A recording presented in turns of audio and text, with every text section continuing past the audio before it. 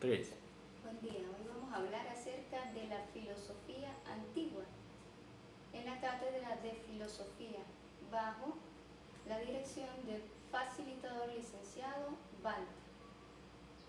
Vamos a hacer un breve recorrido de lo que ha sido la filosofía antigua hasta la filosofía medieval. El estudio de las primeras civilizaciones no solamente es un viaje de comprensión hacia el pasado, es ver la realidad y el papel que han tenido tres naciones: Egipto, Grecia y Roma. Ellos han hecho una realidad y un trabajo a nivel de política, economía, arquitectura, y es una realidad que aún en nuestros días sigue dando y aportando a nuestra civilización actual. Para comprender la filosofía debemos profundizar su concepto, y su definición es amor a la sabiduría. El estudio de las causas primeras, la madre de todas las ciencias, que nos permite pasar de nuestra opinión doxa al fundamento epísteme del conocimiento, de las realidades que nos rodean.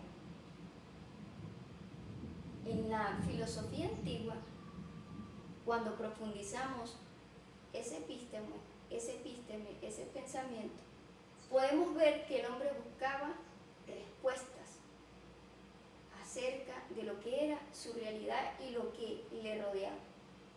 Entonces, la filosofía antigua se inició a través de mitos y leyendas. Entonces, el ser humano explicaba el universo como una gran obra de teatro. En este caso, cuando el mar se embravecía, decían que era Poseidón golpeando su tridente furioso, o cuando alguna persona se enamoraba profundamente, era porque un niño alado llamado Eros le había clavado una flecha. Esa era la verdad de esa filosofía antigua. Se ofrecía consuelo a esa escasa virtud del conocimiento. Se presenta el mito Prometeo, el robo del fuego, la leyenda que más vida le dio a la filosofía. Prometeo desafió a Zeus para robar el fuego sagrado y entregárselo a los hombres. Y allí empieza a surgir la pregunta filosófica más importante por el Arjé. Fue el gran misterio filosófico y la gran interrogante que se hizo en ese momento. Si los mitos no son reales, ¿de qué está hecho el mundo realmente entonces?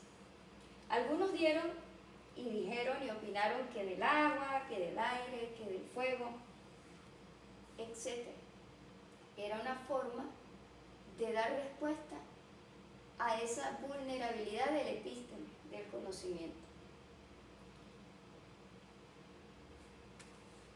Para profundizar más acerca y comprender un poco más esa filosofía antigua que conquista el pensamiento griego, vamos a dar un paso en donde ya se pasa del mitos al logos, evolucionando de la búsqueda del principio material del cosmos, que es el periodo presocrático, a la ontología de Platón y Aristóteles, a la ética helenística y a la metafísica religiosa. Su influencia trasciende como la base de la racionalidad occidental, la lógica, la ética, la política, consolidada en un periodo clásico y helenístico. Profundizando ese periodo cosmológico, en donde su principal tesis o principio era la naturaleza, es un periodo en donde el pensamiento occidental, que va del siglo VI a.C. al siglo V después de Cristo, en el que el ser humano dejó de explicar el mundo a través de leyendas y dioses para buscar la verdad, mediante ¿qué? La observación, la lógica, la reflexión y el diálogo. Su objetivo era entender el origen naturaleza, el physis y el comportamiento del hombre en sociedad y la búsqueda de una vida virtuosa y feliz a través de 3 pilares. El asombro, la búsqueda del arjel, es decir, el cuestionamiento, la pregunta, y el uso del logos, de las ciencias. Durante el periodo antropológico, después de dejar el principio de la naturaleza, la virtud del hombre era mirarse a sí mismo. Una vez que los filósofos se cansaron de preguntarse de qué estaban hechas las estrellas y si el origen era del agua, del fuego, dieron un giro de 180 grados. Dejaron de mirar el cosmos, el universo, para mirar al antrópodos, es decir, al ser humano, y a este giro se le llama el giro antropológico, en donde su atención se centró en el hombre.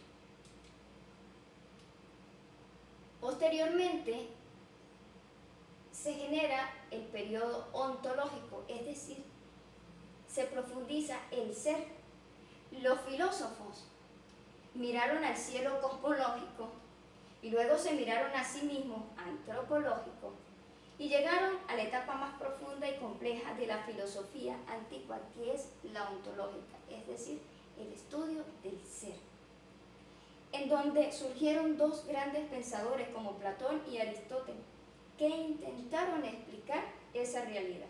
Pero, ¿qué significa ontológico? Viene del ontos, de ser, y logos, de estudio, de ciencia. Ya no buscan de qué están hechas las cosas, el agua, el aire, sino la esencia misma del ser, de la vida. Posteriormente, en el periodo helenístico, donde la tesis o el estudio se basa en la felicidad, se da una etapa helenística que va del siglo III a.C. al siglo II después de Cristo, y es el capítulo final de la filosofía antigua, que dejó de ser una teoría abstracta del universo y se convirtió en un manual de supervivencia. Hay un giro completo hacia la felicidad, hacia el bienestar, hacia el placer. La pregunta ya no era ¿qué es el ser?, sino ¿cómo puedo ser feliz en este mundo lleno de caos? Posteriormente, en la filosofía medieval, que es el periodo que transita entre la filosofía antigua y la filosofía media, en donde hay un interés bastante centrado en Dios.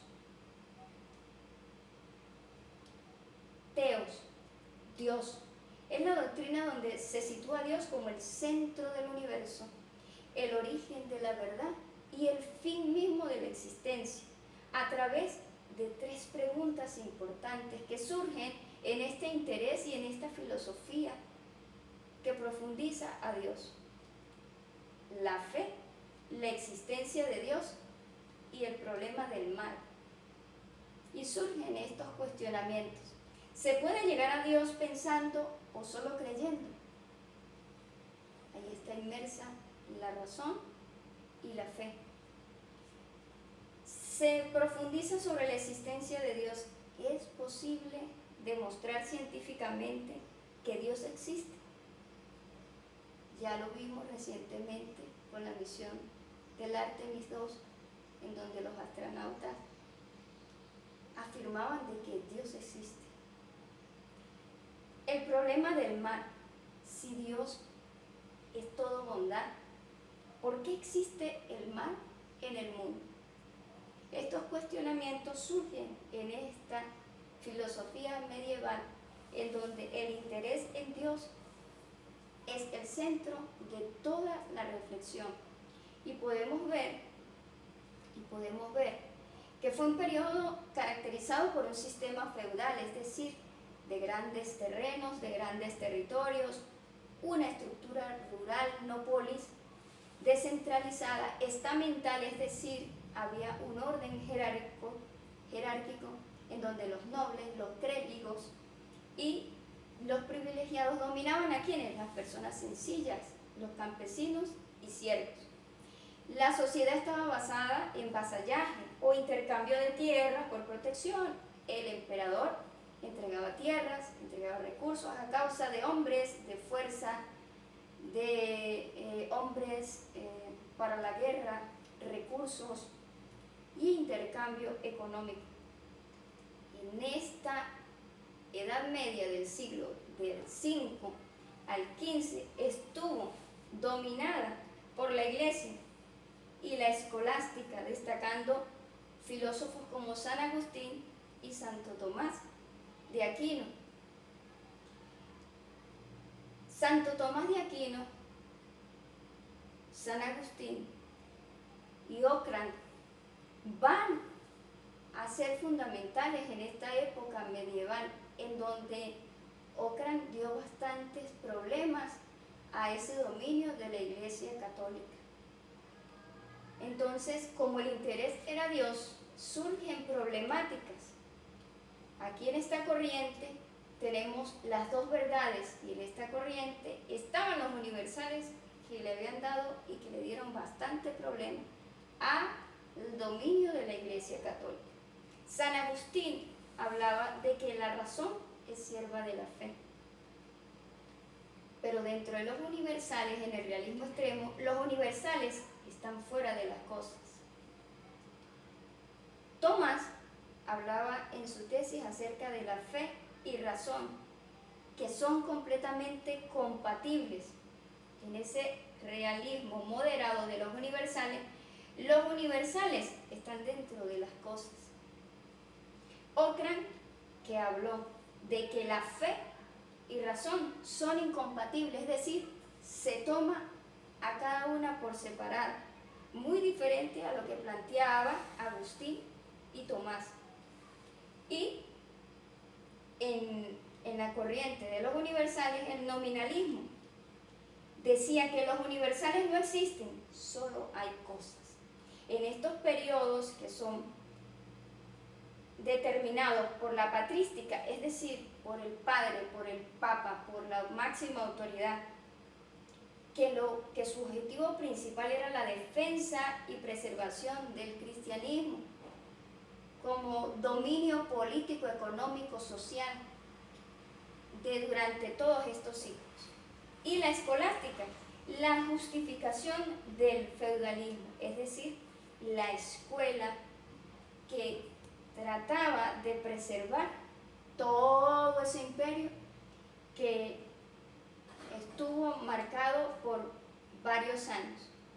Dentro de la patrística tenemos a San Agustín, influenciado por Platón, y hablaba de la iluminación, de la creación, del libre albedrío, del providencialismo.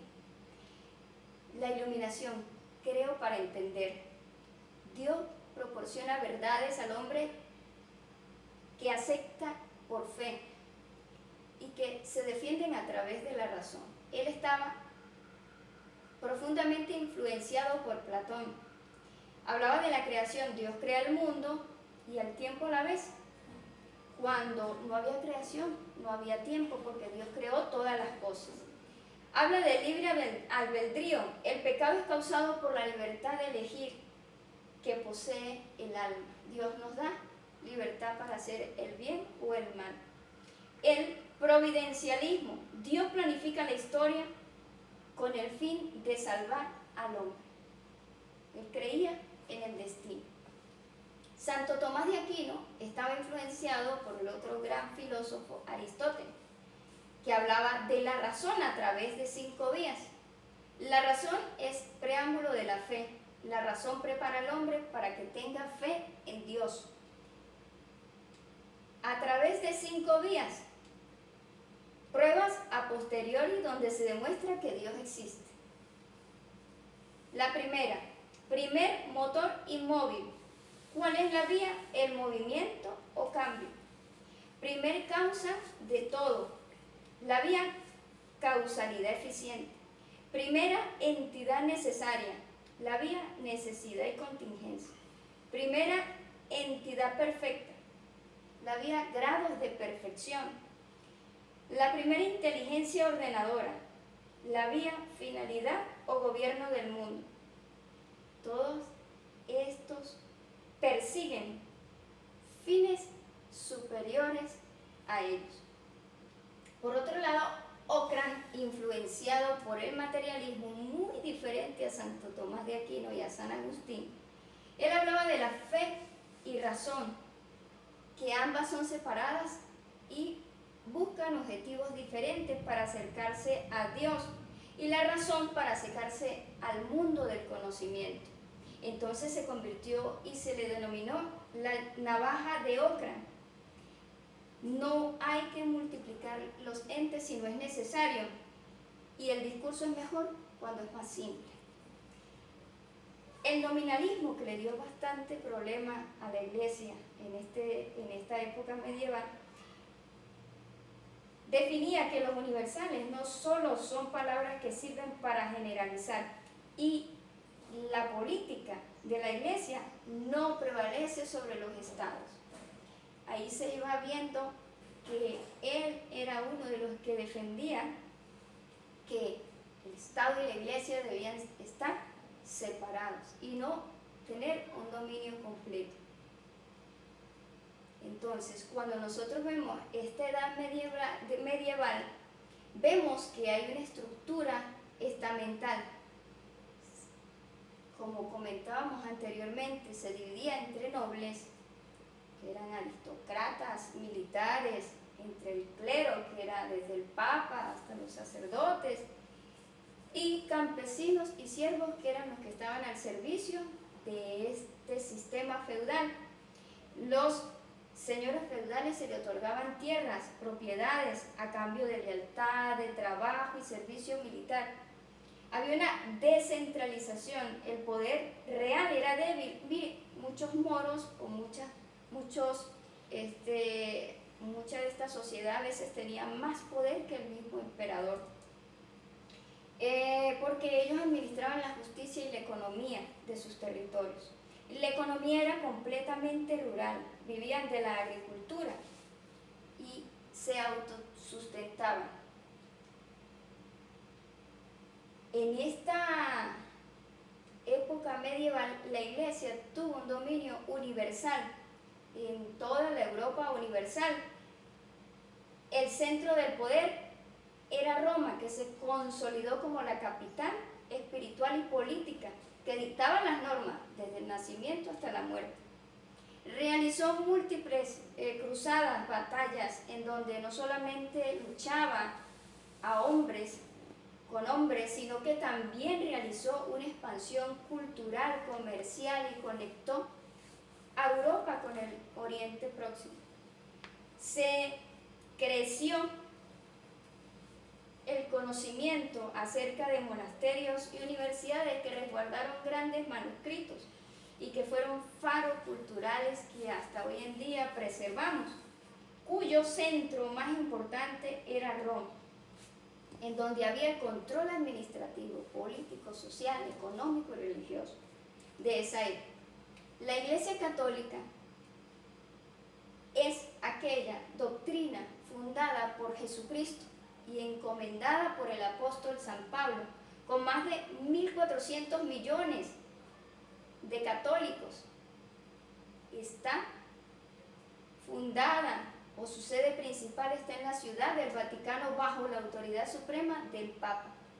Su fundación y misión se considera una iglesia fundada por el mismo Jesucristo, heredada por tradición apostólica por los apóstoles, y depositaria de la fe cristiana. Es proclamar su misión, es proclamar el Evangelio y santificar a sus fieles.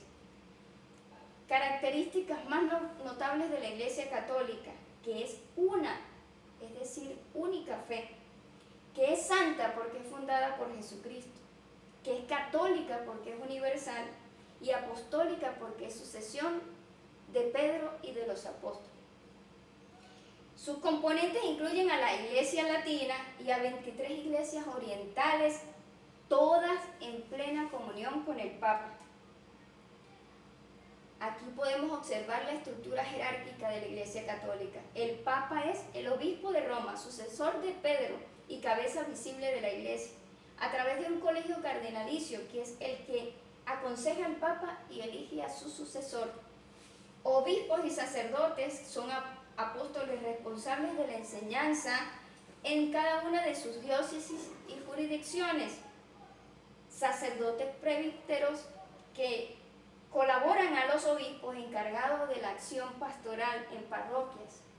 Los diáconos ordenados para el servicio caritativo y pastoral y cercano de la iglesia. Y los laicos religiosos son todos los bautizados que no pertenecen al clero, pero que son llamados en la fe para servir en su vida cotidiana. El dominio de la Iglesia Católica ha sido durante siglos, influyendo en todos los aspectos del pensamiento europeo y global, pero muy especialmente acentuado en esta Edad Media. Y ellos fueron fundamentales para preservar el conocimiento.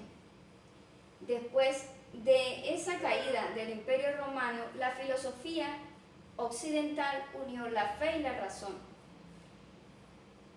La Iglesia no solamente dominó espiritualmente, dominó también económicamente, socialmente, unificando toda esa Europa medieval durante los siglos XIII y XVI y XVIII. Se expandió globalmente a través de la evangelización, en donde en América Latina, porque esta época medieval estuvo relacionada con el descubrimiento de América. En África y Asia estableció instituciones educativas, universidades, para el desarrollo intelectual del que hoy gozamos. Este surgimiento de las universidades o este saber que nos ha transmitido a la Iglesia es un legado educativo que nos ha dejado la dialéctica escolástica, es decir, el estudio de la razón, estableciendo debates lógicos en teología y filosofía constantemente, la formación de líderes a nivel de filosofía, teología y cómo organizar las ciudades aprendiendo de esa experiencia medieval, el debate académico en las aulas, convirtiendo esos espacios de diálogo en donde hay esa confrontación de filosofías de Aristóteles, de Platón, con una doctrina cristiana para conocer la verdad y sembrando la semilla del método. Al integrar la lógica y el estudio de la naturaleza con la fe, la Iglesia sembró el método científico moderno que hoy todos valoramos y que sirve mucho para la gerencia. Finalmente, la Iglesia Católica tuvo un papel trascendental en la historia de la filosofía. La Iglesia impulsó la filosofía, el cristianismo, sobre todo la de Platón y Aristóteles, siendo San Agustín y Santo Tomás figuras claves para armonizar la fe con la razón, viendo que la Iglesia se enfrentó al gran problema de los universales. Fue un debate bastante fuerte que tuvo que enfrentar y por eso muchas veces esta edad medieval la relacionan con la edad oscura, que involucró el realismo y el nominalismo. Ellos eran los que manejaban los conocimientos, las artes, todo lo que era la expresión de esa época. Pero la filosofía moderna y contemporánea nos muestra el fin de ese medievo y nos enseña que ningún sistema es eterno. Todos vamos caminando hacia la evolución, hacia la educación y que todo lo que pasa es necesario para la evolución del hombre. Finalmente, cierro con este mensaje. Ama y haz lo que quieras y sé feliz. San Agustín de Hipona, año 354, filósofo y padre de la Iglesia Católica. Gracias.